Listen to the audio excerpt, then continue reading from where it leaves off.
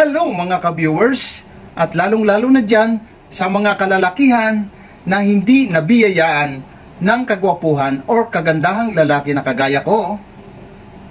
May magandang balita ko para sa inyo. So ikaw ba ay nangangarap na magkaroon ng isang magandang girlfriend or maging partner in life?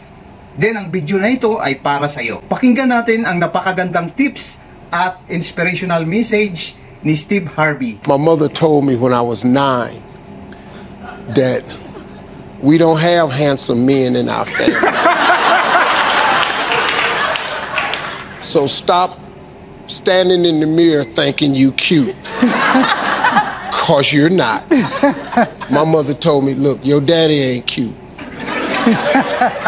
But he's strong, he a hard worker, and he provide for his family. You go do the same thing, and you can get a good-looking woman. There you go. Yes. Yes.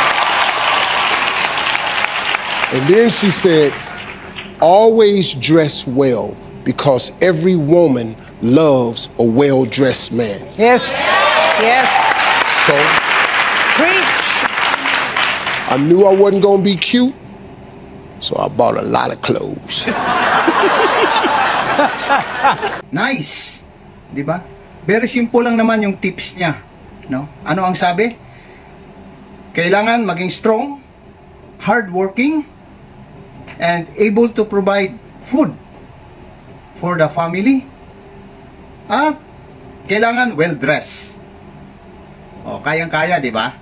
So, yun lang ang sekreto para makabihag tayo ng magandang partner in life. Yan lang. God bless.